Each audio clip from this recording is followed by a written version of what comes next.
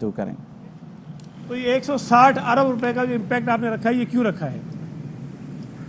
اگر تو لوگوں کے اوپر مہنگائی نہیں بڑھی دواؤں کی صورت میں تو آپ نے یہ خام مال کے اوپر 17% GST لگایا کیوں ہے؟ اس کو نہیں لگنا چاہیے تھا. جو دلیل یہ خود پیش کرتے ہیں. میں یہ سمجھتا ہوں کہ یہ پھر ایک مرتبہ عوام کو دھوکہ دینے کی کوشش ہے. دوائیاں جو اس نالائق حکومت کے دور میں پہلے ہی کئی 100% بڑھ چکی ہیں. کئی دوائیاں 200% مہنگی ہوئی ہیں, کئی دوائیاں 500% مہنگی ہوئی ہیں. اور وہ لوگ جن کو بیچاروں کو مستقل دوائیاں استعمال کرنی ہوتی ہیں, لوگوں نے دوائیاں لینا چھوڑ دی ہیں اس لیے کہ وہ افورڈ نہیں کر سکتے ہیں. اور ابھی 160 ارب روپے دوائیوں کی قیمتوں میں اضافہ کر کے جو ہے وہ لوگوں سے لیا جائے گا. یہ بڑے دعوے کرتے ہیں جب ہم سے پوچھتے ہیں کہ آپ کا جو کرنٹ ڈیفیسٹ ہے وہ کیوں بڑھتا جا رہا ہے, تو یہ کہتے ہیں ملک میں ترقی ہو رہی ہے, اس لیے کہ مشینری باہر سے آ رہی ہے, نئی نئی انڈسٹریز لگ رہی ہیں, اس لیے جو ہے وہ کرنٹ ڈیفیسٹ جو ہے اس میں اضافہ ہو رہا ہے, امپورٹس بڑھتی جا رہی ہیں. اب انہوں نے جو انڈسٹریل ایکوپمنٹ ہے اس کے اوپر 112 ارب روپے جو ہے اس کے نئے ٹیکسز لگا دیے. ان کی دلیل ہے کہ جی مشینری آ رہی ہے تو کہہ رہے ہیں نہیں کم لاؤ, اس لیے کہ بھائی بہت ہو گیا, بس اب ترقی نہیں چاہیے ہمیں ملک کے اندر. جو ترقی یہ کرنا چاہ رہے ہیں اس ترقی کو یہ روکنے کی طرف جا رہے ہیں. بجلی مہنگی ہوئی ہے, گیس مہنگی ہوئی ہے, ڈالر کی قیمت آسمان پہ چلی گئی ہے, چینی مہنگی ہو گئی ہے بہت زیادہ, مطلب پاکستان کی تاریخ میں کبھی نہیں ہوئی, آٹا مہنگا ہوا ہے, پیٹرول ڈیزل مہنگا ہوا ہے, جس کی وجہ سے مہنگائی بہت زیادہ ہو گئی ہے. اور اس کی بنا پر جو آپ اور ہم ضرورت کی چیزیں استعمال کرتے ہیں روزانہ, اس کی قیمتوں میں بے پناہ اضافہ ہوا ہے. سونے پہ سہاگا یہ جو بار بار ایک سوال میں کرتا ہوں, کل کابینہ میں یہ جو منی بجٹ ہے یہ پیش ہوا, اور اس کابینہ کے اندر MQM بھی بیٹھی تھی, اس کابینہ کے اندر GDA بھی بیٹھی تھی, اس کابینہ کے اندر PMLQ بھی بیٹھی تھی. PTI والے تو چلے مجبور ہیں, اپنے ہینڈسم وزیر اعظم کے سامنے بات نہیں کر سکتے ہیں, لیکن کم از کم GDA اور MQM خاص طور پہ جن کو بہت زیادہ احساس ہے غریبوں کا, جو دعوے کرتے ہیں, وہ بتائیں اس صوبے کے لوگوں کو کہ جب یہ ظالمانہ فیصلے کل کابینہ سے منظور کروائے جا رہے تھے, MQM نے اس کی مخالفت کیوں نہیں کی, GDA نے اس کی مخالفت کیوں نہیں کی, اور اب یہ ڈرامہ کریں گے اسمبلی کے اندر تھوڑا بہت. اور سنا ہے وہ جو فون کالز کے اوپر ود ہولڈنگ ٹیکس تھا 10%, جس کو انہوں نے 15% کر دیا ہے, اس پہ ان کے پیٹ میں تھوڑا موڑ اٹھا نہیں کہ یہ تو بہت زیادہ ہے, دوائیاں بھلے مہنگی کر دو, مشینری جو آ رہی ہے وہ بھلے مہنگی کر دو, پیٹرول مہنگا ہوتا رہے, گیس لوگوں کو نہ ملے, ڈالر مہنگا ہوتا رہے, آٹا مہنگا ہوتا رہے, چینی مہنگی ہوتی رہے, ہمارے منہ سے لفظ ہی نہیں نکلے گا. لیکن جو 5% ود ہولڈنگ ٹیکس آپ موبائل فون کے کال پہ بڑھا رہے ہو, اس پہ دنیا کو دکھانے کے لیے ایک ڈرامہ کیا کہ جی اس پہ ہم نے بات کی, اور اس پہ وزیر اعظم نے کہا ایک کمیٹی بناتے ہیں اور دیکھتے ہیں یہ بھی ایسی کام اتر جائے گا. اور یہ میں آپ کو بتا رہا ہوں کہ موبائل فون کالز پر جو ود ہولڈنگ ٹیکس میں اضافہ ہوا ہے وہ بھی واپس نہیں ہونے والا, وہ 15 ہی رہے گا. ان کو پھر کوئی اور لالا لپا دے دیں گے, یہ پھر کوئی اور سودے بازی کر لیں گے. MQM روزانہ یا تماشے کرتی ہے, GDA روزانہ یا تماشے کرتی ہے, لیکن جو عوامی ایشوز ہیں, عوام کے مسائل ہیں, مہنگائی ہوتی جا رہی ہے, گیس میسر نہیں ہے, اس پر ان کے منہ سے ایک لفظ نہیں نکلتا. ان کو جو ٹارگٹ اور ٹاسک دیا گیا ہے کہ صوبہ سندھ میں بدامنی پیدا کرو, صوبہ سندھ کے لوگوں کو لڑاؤ یا پھر سے لسانی فسادات کراؤ, یہ اس مقصد پہ اپنے تلے ہوئے ہیں جو ان کو سوٹ کرتا ہے, جو ان کو بڑی مزہ آتا ہے. وسیم اختر صاحب کا اتفاق سے وہ ہے تو 4-6 دن پرانا, میں نے کل دیکھا تھوڑا سا کلپ, وہ انہوں نے کوئی پتہ نہیں کانفرنس PTI کی تھی, MQM کی. وسیم اختر کہہ رہے ہم تو بڑے شریف لوگ ہیں.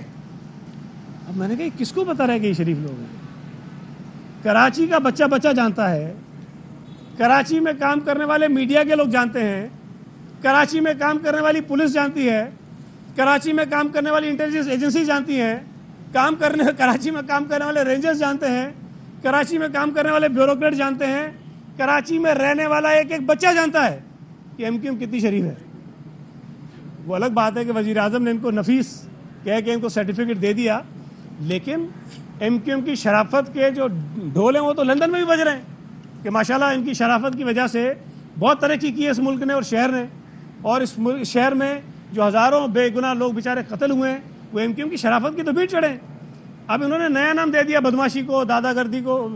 گیری کو، دہشت گردی کو، شرافت۔ مجھے اتنی معصومیت سے، ہم تو بڑے شریف لوگ ہیں،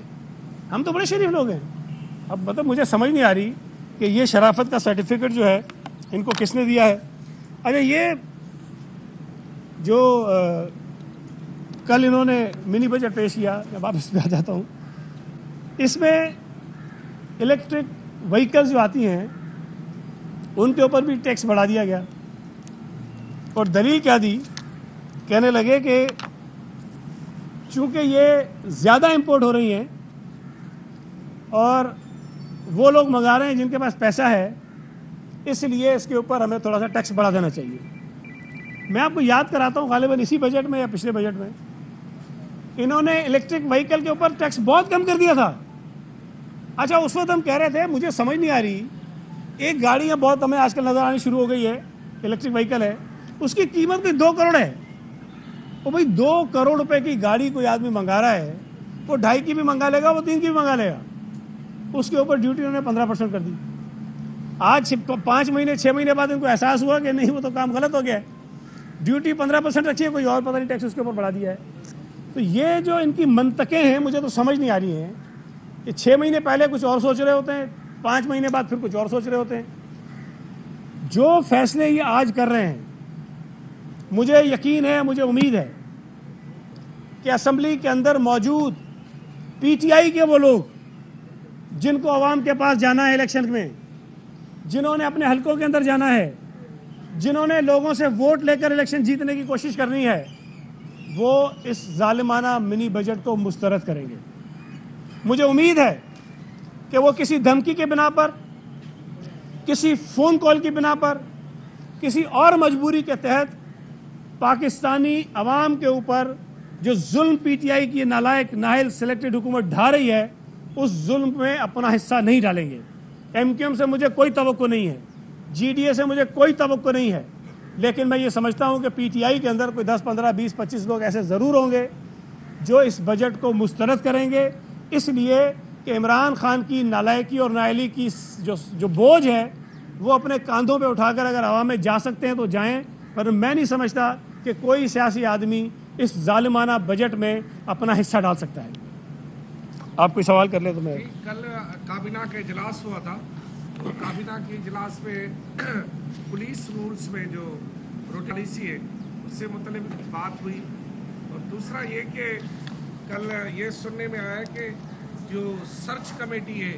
وائس چانسلرز کی، اس کا سربراہ جو ہے وہ ایک یونیورسٹی کے وائس چانسلر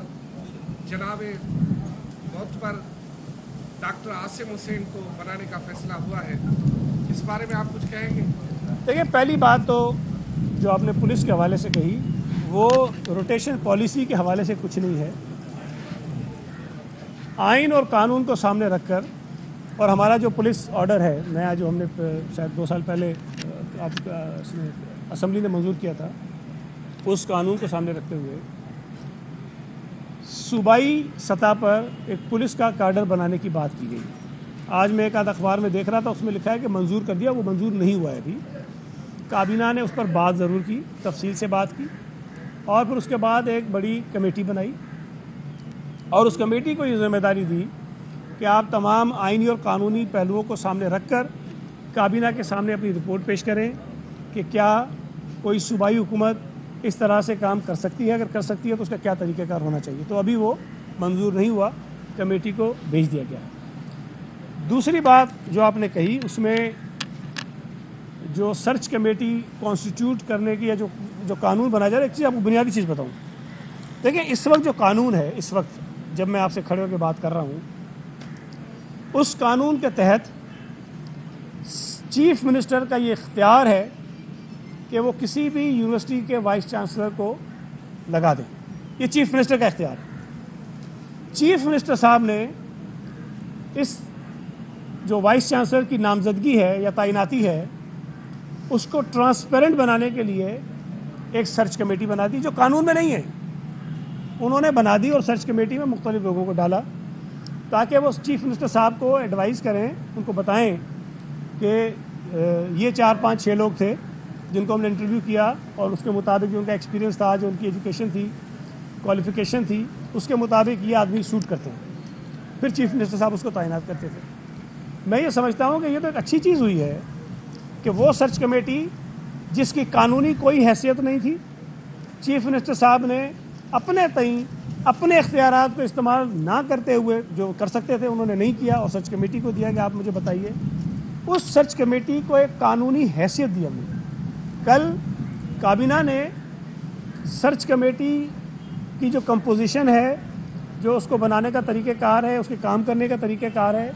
اس کے متعلق ایک قانون کی منظوری دی ہے اور اس قانون میں یہ لکھا ہے کہ سرچ کمیٹی کن کن لوگوں پر مشتمل ہوگی۔ اس میں جو اس کا سربراہ ہوگا وہ سندھ ہائر ایجوکیشن کمیشن کا ہیڈ ہوگا۔ وہ کوئی بھی ہو سکتا ہے، وہ کل کو آپ بھی ہو سکتے ہیں، کوئی اور بھی ہو سکتا ہے، جو بھی ہوگا وہ سرچ کمیٹی کو ہیڈ کرے گا۔ پھر اس میں 3 غالباً سیکرٹریز ہیں اور کچھ 2 افراد جو ہیں وہ انڈیپینڈنٹ لوگ ہوں گے جن کو چیف منسٹر صاحب جو ہے وہ نامنیٹ کریں گے اس سرچ کمیٹی کے اندر۔ تو یہ اس کی اچھا سعید بھائی، آج جماعت اسلامی دھرنا دینے جا رہی ہے اسمبلی گیٹ پر، اس کے علاوہ 7 تاریخ کو شاید اپوزیشن متحدہ جو اس وقت اسمبلی میں موجود ہے، M Q M, P T I, G D A, یہ سی ایم ہاؤس کے باہر دھرنا دینے جا رہے ہیں۔ یہ کالا قانون اس کو قرار دیا جا رہا ہے، آپ لوگوں نے امپلیمنٹ بھی کر دیا، تو یہ کیسے مسئلہ حل ہوگا؟ اس سے کوئی امن امان شہر کا خراب نہیں ہوگا؟ دیکھیے، پہلی بات تو یہ ہے کہ قانون کو اگر ترمیم کروانا ہے آپ نے یا اس کے متعلق کوئی آپ کی رائے ہے تو اس کا فورم تو اسمبلی ہی ہے۔ اسمبلی میں جب قانون آئے تو آپ تماشے کریں، اپنی سیٹیں چھوڑ دیں، امینڈمنٹس پروپوز نہ کریں، اور کریں تو اس پہ بات نہ کریں، اس کو پریزنٹ نہ کریں اور باہر نکل کر آپ بدتمیزی کریں۔ اس سے تو قانون میں ترمیم ہونی نہیں ہے۔ اگر آج بھی ہماری اپوزیشن یہ سمجھتی ہے کہ قانون میں کوئی ترمیم ہونی چاہیے تو اس کا فورم جو ہے وہ سندھ اسمبلی ہے۔ اس سے باہر یہ بھلے شور مچاتے رہیں، ہونا کچھ نہیں ہے۔ پاکستان پیپلز پارٹی نے پچھلے 3 مہینوں میں، غالباً 2 مہینوں میں 3 مرتبہ عوام کے ایشوز پر ہم نے احتجاج کیا ہے۔ ہم نے مہنگائی پر پورے ملک میں مظاہرے کیے، ہم نے گیس کی قلت پر پورے ملک میں مظاہرے کیے، ہم نے پیٹرول کی قیمتوں میں جو اضافے ہوئے اس میں پورے ملک میں مظاہرے کیے ہیں۔ تو یہ بات ذہن میں رکھ لیں کہ ہم وفاقی حکومت کی نالائکیوں کے خلاف، نااہلیوں کے خلاف، عوام دشمن بجٹس کے خلاف، عوام کے اوپر مہنگائی کا جو بوجھ پڑتا جا رہا ہے اس کے خلاف مظاہرے کر رہے ہیں۔ اگر کسی کے لیے جگہ کا انتخاب کرنا ان کی مرضی ہے، کسی نے سندھ اسمبلی کر لیا، کسی نے چیف منسٹر ہاؤس کر لیا، تو یہ اختیار تو ہمارے پاس بھی ہے نا کہ ہم مظاہرہ کہاں کریں۔ اور یہ بات میں آپ کو بتا دوں، ایم کیو ایم کے جو مظاہرے ہو رہے ہیں اس میں لوگوں کی کتنی تعداد ہوتی ہے وہ آپ کے علم میں ہے۔ پی ٹی آئی کے مظاہروں میں ایم کیو ایم کے لوگوں کی کتنی تعداد شریک ہوتی ہے وہ آپ کے علم میں ہے۔ اور پیپلز پارٹی کے جو عوامی ایشوز پر مظاہرے ہیں اس میں عوام کی کتنی بڑی تعداد شرکت ہوتی ہے وہ بھی آپ کے علم میں ہے۔ تو ہمیں کوئی اعتراض نہیں ہے، یہ جہاں چاہیں مظاہرہ کریں، لیکن مجھے امید ہے پھر ہم جہاں مظاہرہ کریں گے اس پر بھی انہیں اعتراض نہیں ہونا چاہیے، اس لیے کہ ہم یہ سمجھتے ہیں کہ اس ملک کے لوگوں پر، اس شہر کے لوگوں پر، اس صوبے کے لوگوں پر جو قیامت ڈھائی جا رہی ہے وہ وفاقی حکومت کی جانب سے ڈھائی جا رہی ہے، اور وفاقی حکومت کے خلاف احتجاج کرنے کے لیے ہمارے پاس ایک جگہ ہے یہاں پہ صرف، اور وہ گورنر ہاؤس ہے۔ تو وہ ٹھیک ہے، ہر آدمی کا حق ہے، اگر کسی کو چیف منسٹر ہاؤس جانے کا حق ہے تو کم از کم مجھے یا پیپلز پارٹی کے کارکنوں کو یا کراچی کے شہریوں کو جو اس مہنگائی سے تنگ ہیں وہ گورنر ہاؤس بھی جا سکتے ہیں۔ تو یہ فیصلہ تو پھر ہم ظاہر ہماری پارٹی کی میٹنگز ہوتی ہیں، اجلاس ہوتے ہیں، اس پہ طے کریں گے کہ ہم نے احتجاج کہاں کرنا ہے، لیکن ہمارا تسلسل جاری ہے مہنگائی کے خلاف، گیس کی قلت کے خلاف، عوام کے اوپر جو مظالم ڈھائے جا رہے ہیں اس کے خلاف احتجاج کرنے کا، تو کنٹینیو کریں گے ہم۔